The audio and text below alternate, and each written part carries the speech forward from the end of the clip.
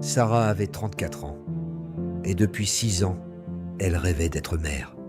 Chaque mois, elle espérait. Chaque mois, elle était déçue. Elle essayait de rester forte.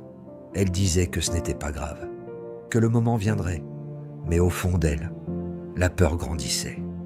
Un matin, elle était assise dans un cabinet médical. Ses mains tremblèrent légèrement. Le médecin posa les résultats devant elle. Il prit une respiration lente. « Madame, naturellement, ce sera extrêmement difficile. » Sarah sentit son cœur se serrer. « Vous voulez dire impossible ?» Le médecin baissa les yeux. « Votre corps ne réagit pas comme il devrait. » Ces mots ont brisé quelque chose en elle. Ce soir-là, elle était assise sur le bord de son lit. La chambre était plongée dans une lumière faible. Son mari dormait déjà derrière elle. Elle fixait le mur en silence. Ses yeux étaient plus rouges. Elle ne voulait pas pleurer devant lui, alors elle pleurait seule. « Pourquoi moi, Seigneur ?» Le silence lui répondait. Les semaines suivantes furent lourdes. Aux réunions de famille, les questions revenaient toujours. « Alors, c'est pour quand ?» Elle souriait. Elle disait « On verra », mais à l'intérieur, elle se sentait vide. Chaque annonce de grossesse était une nouvelle blessure. Elle commençait à douter de son corps, de sa valeur, même de sa foi. Un soir, elle s'est enfermée dans la salle de bain. Elle s'est regardée dans le miroir. Ses épaules étaient lourdes, ses yeux fatigués. « Seigneur, je n'en peux plus. » Les larmes ont commencé à couler. Je suis épuisée d'espérer. Je suis fatiguée d'attendre. Elle posa doucement sa main sur son ventre. « Si c'est ta volonté, fais un miracle. Sinon, donne-moi la paix. » Ce n'était pas une prière parfaite, c'était un cri du cœur. Cette nuit-là, elle s'est endormie en pleurant.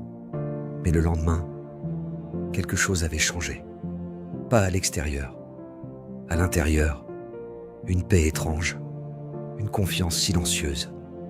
Elle ne savait pas pourquoi, mais elle sentait qu'elle n'était pas seule. Les semaines ont passé. Rien ne semblait différent. Elle continuait de prier, mais cette fois, sans colère. Elle priait pour la force, pour l'acceptation, pour la paix. Elle avait décidé de faire confiance, même si elle ne comprenait pas. Un matin, elle se sentit différente. Elle hésita. Elle ne voulait pas être encore déçue. Elle resta longtemps immobile. Puis elle prit un test. Elle se tenait debout dans la salle de bain, le cœur battant. Quelques secondes.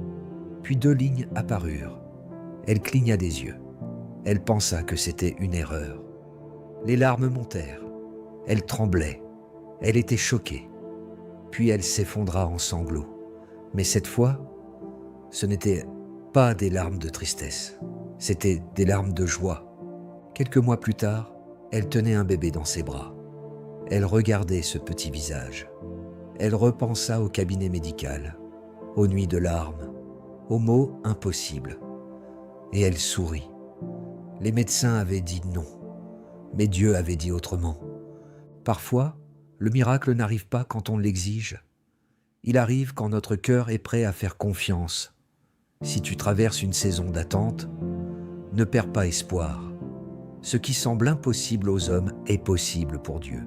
Seigneur, pour toutes les personnes qui pleurent en silence, donne-leur la paix. Pour celles qui attendent un miracle, donne-leur la force de continuer. Et si c'est ta volonté, ouvre des portes que personne ne peut fermer. Amen.